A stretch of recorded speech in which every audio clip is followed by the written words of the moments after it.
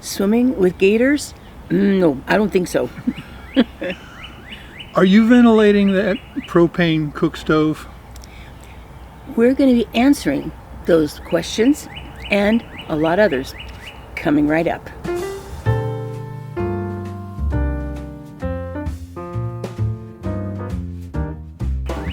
Well, hey everybody, I'm Bill. And I'm Elizabeth. Live simple. Live free. And you guys have been asking a lot of questions over the past couple videos that we want to talk about. We had the video where we traveled to Austin, Texas, and before that we had a couple videos where we were doing some work in the camper truck, the box truck that we're building. So we want to answer those questions. And we also had the one about how we're kind of designing the box truck. Yeah, well, so probably the most asked question. Yes. Out of all. When we took the trip to Austin, Texas, we stopped at Wakulla Springs in Florida, which is the largest freshwater spring in the world. It's absolutely amazing. And we showed an alligator sitting up on the bank. And probably the most asked question or the biggest comment was, "You're swimming with alligators? Really? Yeah. No thanks." One of the things I think that I realized with all that was that we tried to get the best up close, zoomed in shot of that big old gator that we possibly could. And it may have been hard to realize that he was way across that water. You really couldn't even tell it was an alligator except for just sort of the color smudge there. We found him because people put some quarters in the little Viewmaster thingies that you have there, and they were able to see him up close, and so then we were able to get a picture and zoom it in. I had to zoom my camera all the way in, and then I still couldn't see it, and then I had to zoom it in and crop it a lot more during the editing process just so we could see it. Yeah, that's how far away it was. And it was cool because he really was an alligator, a big old fat one. That was actually cool. Now that doesn't mean that he can't swim and swim quickly. We realize that. The area that they had over on our side of that monstrously huge, beautiful spring, there was a fairly small area, we showed it there, that was roped off to be allowed for swimming. A little bit of a beach there and some big rafts you could climb up on. And all we can really figure, for one thing, alligators really don't like to get around where there's a lot of people activity going on. They're not real happy about necessarily relying on crystal clear water like that. There was a lot of things growing on the edge on that island where he was that probably gave him places to hide. And also, I know that they wouldn't have had that area cordoned off if they really had been concerned. People just get in there and kind of splash around. Anytime I have been gone swimming in a spring, I can see very clearly all around me, and I know the temperature is a little cold to make an alligator happy, but there was that one there, and he was living by the spring there. So anyway, we've lived in a lot of kind of country environments, and I've been up in the mountains in Colorado, and there's grizzlies up there. We've had lots of encounters and different things with black bears, and you want to respect the animals. Like, I deeply respect the alligators, and you want to respect the animals, the bears, sometimes there's big cats around, but we're used to living where there's wildlife close by, and you keep it in mind and you treat it with respect. And you may occasionally have an encounter, but it's rare, really is. And to tell the honest truth, the worst damage that any of our household ever had was a beautiful doe that just attacked our dog in the front yard, just about killed her. They're powerful animals, and they're wild animals, and as pretty as the deer are, they still have to be respected and treated as somebody that that you don't want to tangle with if you can possibly avoid it. So anyway, so basically, we don't fear wild animals, but we do respect them, and Yes. that's the difference. Yes. And we're new to Florida, and we're new to gators, and we're by no means gator experts on gators, and we are not. When we showed that video, we're not condoning swimming with the alligators. No. We're just showing the facts. Here's a swimming hole. That's a state park. It's an official park, and there's an alligator over there. Right. Actually, There was way far over there. There was hardly anybody there, and I'm sure in the summer the place is mobbed, and I don't know if they have lifeguards there or not, but I'm sure they monitor that, and if there's any danger of the alligators being in the swimming area, I'm sure they'll chase everybody out. But I don't know. We've never been there in the summer. Yeah. I certainly would not want to swim somewhere if I knew there was an alligator really close by. But human beings and alligators do seem to live together decently well in Florida. Right. You just have to truly, they say you don't ever take it for granted that there's not going to be an alligator in any body of water here in Florida. So, Right. But that wasn't a close big old fat alligator with me jumping in the water right beside him. I would not do that. Even if I'm swimming in a spring and I know there's nothing there, if there's a place where the sun isn't shining brightly, I won't even swim there. Because I just don't know for sure. So the next biggest question that we got was when I was cooking breakfast. I was sitting in the back of the truck and I had the roll door down behind me, and so many people told me that I have to properly ventilate that propane cook stove that I was using. Well, first of all, we've got several windows and a roof vent now, and you couldn't even tell from the video whether they were open or closed. Well, everything was properly ventilated. But here's the thing. The idea that you have to ventilate a propane stove for carbon monoxide, I'll be honest, it's a myth.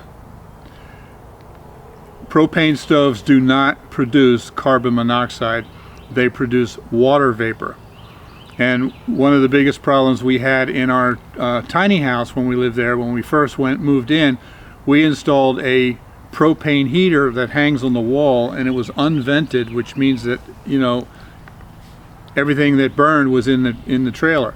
We had no problem with carbon monoxide. Now, we did have a carbon monoxide detector in there. We didn't have any problem with that. The problem we had was with the moisture. Everything was coated with water. And so we had to actually remove it, not because of the carbon monoxide, but because of the water. So, and that was a perfectly legal ventless propane stove. Right. Yeah. So after so many people made a comment, I started second guessing myself and thinking, am I wrong here? So I did some research, and here's what I found. And I'll put a link to this article in the description below if you want to see it. Carbon monoxide propane stove does not produce carbon monoxide unless it's not efficient and running efficiently. And if the flame is too lean, then it'll look like the flame is dancing above the burner and there'll be a gap there. And it looks like it's trying to go out, because in fact it is. If it's burning too rich, then the flame will be yellow instead of blue, and probably bigger than it should be. In either one of those cases, yes, it does produce carbon monoxide. But if the flame is steady and it's blue, then it's running at its efficiency and there is no carbon monoxide created. So I absolutely recommend that you have a carbon monoxide detector. Yes, yes. But it's really not necessary to ventilate them. Think about this. How many stoves across America, or how many kitchens across America have propane stoves and ovens in their kitchen, or natural gas? Usually if you're in a city where you've got piped in gas, it's natural gas. If you're out in the country where there's no gas pipes, then you're going to use propane. That's what we have in our house in Virginia, a beautiful propane stove. And I love cooking with that thing. If there was a carbon monoxide hazard from that sort of thing, that wouldn't be allowed. It would be illegal.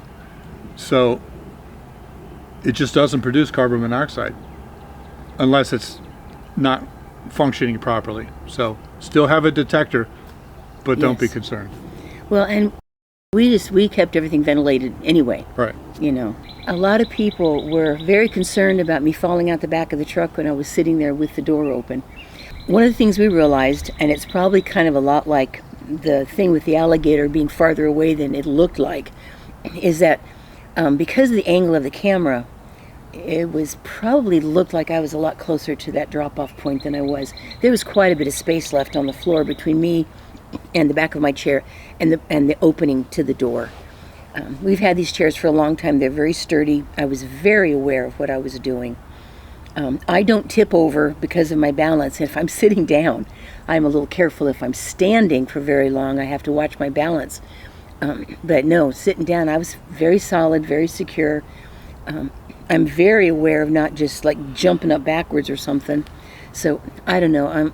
I'm glad people are feeling protective, but we were not being uncautious in that situation at all. I was very solidly on the floor there, plenty of room behind me, plenty of room really for me to scoot the chair back just slightly, paying attention so that I could stand up more easily. It just wasn't, yeah, I wasn't going to fall. The chair's not going to collapse. I'm not saying a chair could never collapse, but we've had these for a long time and they're very well built and sturdy. Yeah. Another question that I got several times was, how do I wash the pots and pans? I'll be honest, it was a little bit more of a challenge, but here's how. See, I have been a backpacker in my early years. We both were. For many, I go on the Appalachian Trail or something like that for a week or two at a time. So I'm used to washing pots and pans around a campfire. And the way I do it is I take the pan, I put a little bit of water in there, put a couple drops of dish soap. Biodegradable. And then just rinse it around, wash it out, and then just dump it. And then put a little bit of water in there to rinse it and dump it and wipe it clean, and it's done. That's the same thing that I did here, but the problem is we were in the middle of a Walmart parking lot, and I didn't want to dump sudsy water out in the parking lot, even if it's not biodegradable soap. So it was really awkward to wash it out and then walk all the way over to the edge of the parking lot to dump it, come back, put some water in it, and do it again. But as soon as we get the thing built, we'll have a sink in there and a gray tank where it won't be an issue anymore. And also, quite honestly, that beautiful pan, most of the time, just wipe it out. Yeah. I mean, so it's pretty easy. We tried to be simple as we could. So there was one comment where someone said, you have a long way to go in building that camper van. How does Elizabeth put up with living in that empty metal box? Most women wouldn't do that. Well, first of all, let me say we weren't living in it. We were just traveling in it for a couple days. And the other is she is a very adventurous soul, and that's one of the reasons that I married her. Do you know that for our honeymoon, I took 30 days leave from the Army, and we did 5,600 miles on our motorcycle? That's how adventurous she is. Camping. I drove part of the way because he made sure I had my license. On the motorcycle. On the motorcycle, yep. Camping all over the place. Oh yeah, I know at this point, you know, I'm 68 years old and I'm a grandma, and my health has had its ups and downs and stuff. But no, any adventure that I can manage, I will be happy to do it.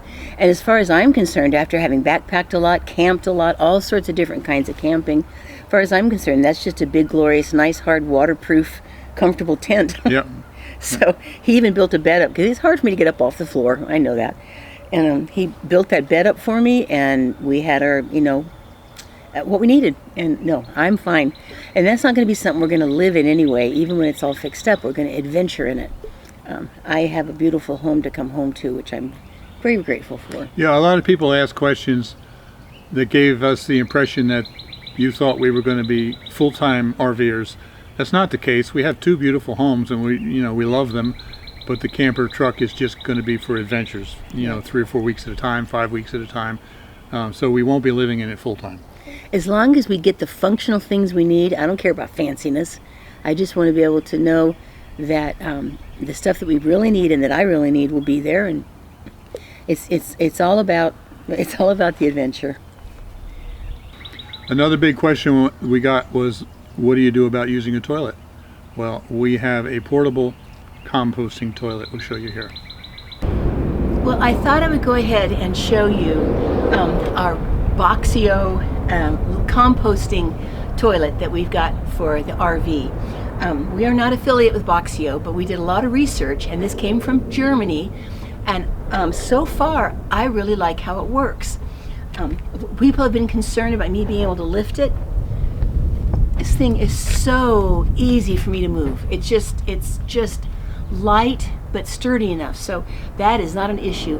We will usually have use of it in the little shower stall, but if I want to get into the shower, I just lift it out and set it over on the side, and it's just not going to be a problem. So I'll give you just a little bit of an idea how this works.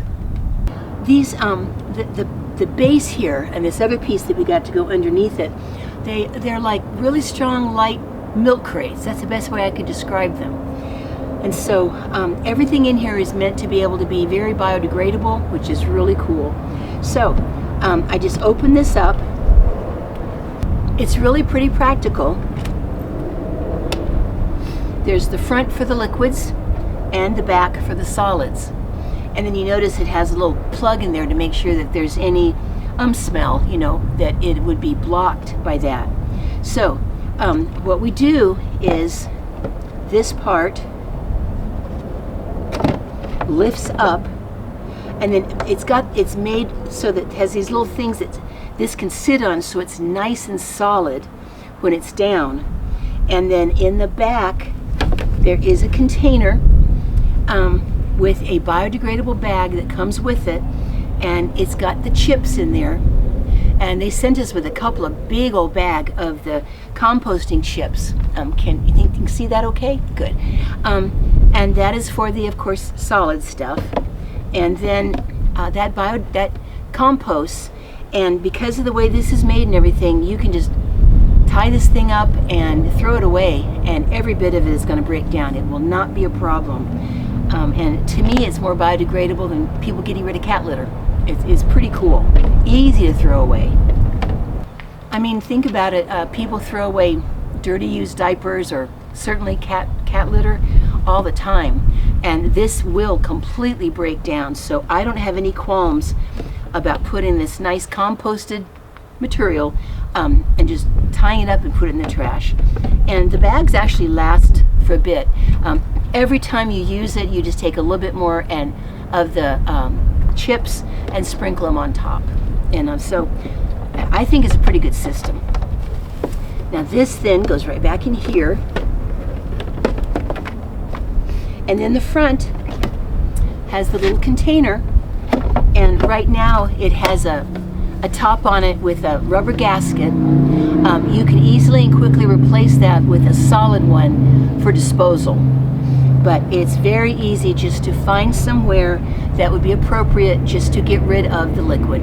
I certainly don't put toilet paper in there, but you can just get rid of the liquid. And we try to find very nice, appropriate ways to do that. And it has not been an issue at all.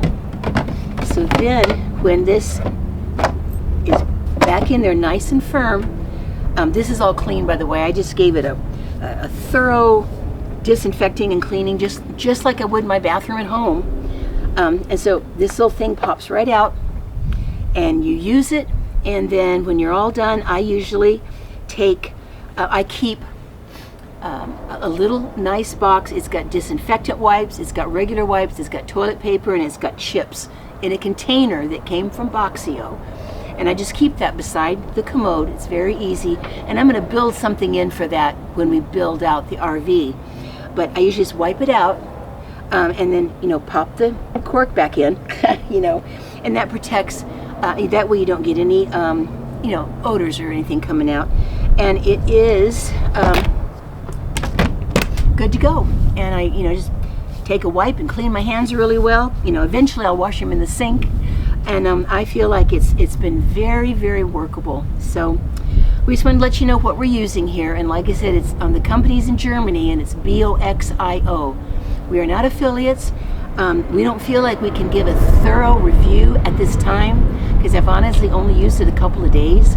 At some point after we've been using this for quite a while, we will definitely try to give a very thorough review. So that's just what I can tell you about it right now.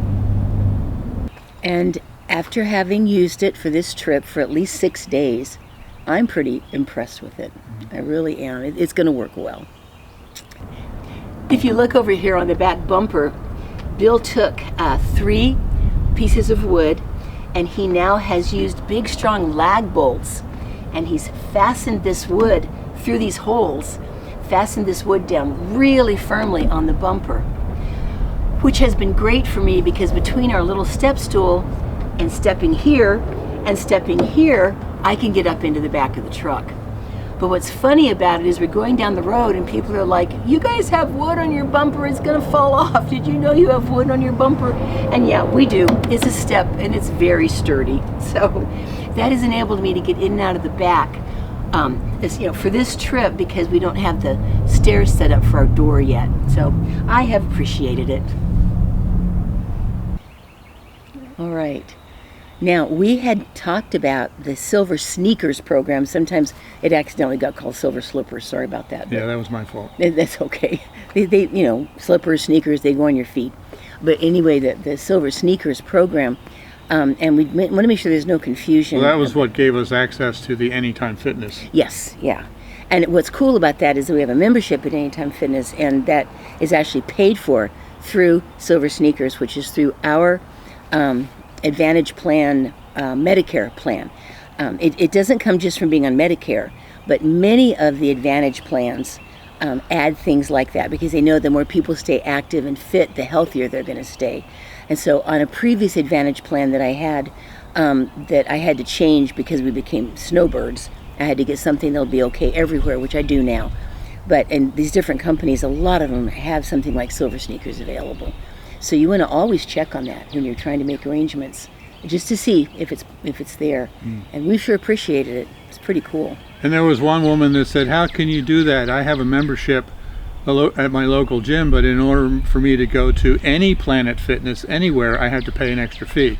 Well, we aren't members of Planet Fitness, we're members of Anytime Fitness. Yes. And our Silver Sneakers membership allows us to use any gym anywhere in the country. Yeah, when we went in there just to grab a shower, everybody's friendly, smiling, no big deal. Yeah, we did that several times. We did that on the way back too, and everybody was very friendly with us. And it's 24/7. You can go in there 24/7, so we're pretty impressed with the place. We really are.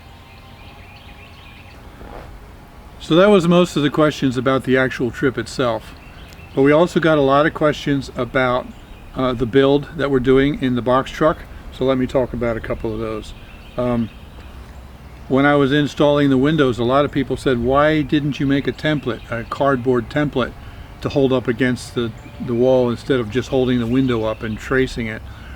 That's definitely another way to do it, but the window is just not that big and heavy, and to me, making a cardboard template is just one extra step that's really not necessary. So I held the window up easily, I traced it, it worked fine. If it didn't work, then I would have made a cardboard template. Well, even when we were tracing out the door, which is considerably bigger, right, it was easy for me to hold the door up for him. Yeah, I put that board across the bottom, we just set the door on there, she held it, it worked perfectly. Yeah. If that didn't work, then I would have made a cardboard template. Sure. Also, when I was putting in the windows, there were a lot of people that said, why didn't you put butyl tape behind that when you sealed it? It won't seal, it's going to leak. Well, I did mention it very briefly in the video, but I didn't make a big enough deal about it. The flange that presses against the outside of the wall actually had a rubber gasket around it built right into the window, and the directions specifically said to not use any kind of butyl tape or sealant because it will interfere with the proper workings of the rubber gasket. So I just pressed the rubber gasket right against there, and you had to make sure it was squeezed tight. And we went through several torrential downpour rains on the way to Florida, and also, on the way to Texas, and also here last night it rained. It was a whopper. Gully washers all night, Yes. and we have no leaks in the windows, so we're good there. Yeah, they're sealed really nicely. Some people asked how we're going, or suggested that when we're laying everything out, as far as the floor plan, suggested that we make cardboard cutouts of the different sizes of the beds and the cabinets and all those kinds of things so we can shuffle them around. That's definitely one way to do it. Mm-hmm. But we are probably going to be, when I'm actually ready to start on that, we'll use tape and just put tape on the floor. It'll work either way, but I just prefer the tape. And we already have the base of the shower to make sure that's going to be exactly what it's going to be. Right. And that helps. A lot of people mentioned that there's not going to be a guardrail on the bed that's up above the cab because it's high, there's no guardrail. Well, two things. First of all, like I said when I built the bunk bed in our house here, I don't believe guardrails are necessary for adults, maybe for kids, but not for adults. Now we're talking for kids, yes. I have spent many nights, many months in Army barracks that have bunk beds in them, and the bunks, it's just rows and rows of beds, and the top bunk never has a guardrail on either side, and it's never been an issue. So I really don't think that it's a problem. I was a top bunk in college with no problems. Yeah, with no rail? Uh-huh. Okay. But on top of that, if you're facing the front of the truck, and I'm looking at the bed, on the left side is the shower, which will go all the way up, and on the Yes. right side there will be some cabinets which will go all the way up, that will make a wall. If the bed's here, it'll make a wall, and there'll just be an opening to get out into the rest of the body of the truck. Yeah. So it's really, a guardrail is just simply not going to be necessary. Now, one other question that we've gotten several times, and it doesn't have anything to do with the truck, it has to do with our houses. People are concerned with squatters. Well, that's a big topic nowadays. Squatters is becoming a big problem with everything that's going on. And up in Virginia, if you've been following us for a while, you'd know this. If you're new, maybe you wouldn't. But up in Virginia, our house is right next to our son's house, and our driveway, we share a driveway with Barry. So Yeah. you go in the driveway, our house is right there and his is right there. And he's looking down on our house, so he can see everything that goes on there, and if there's any problem, he's on it instantly. Right. So And Barry knows how to take care of things. yeah, so I'm not concerned about that Yeah. at all. Here in Florida, we have security cameras all over the house, inside and outside. And I can see them, I can monitor them on my phone. And so 24/7. it instantly gives me a notification if there's any movement or motion in those security camera fields of vision. So I can instantly know what's going on, I can watch it, I can call the police if necessary.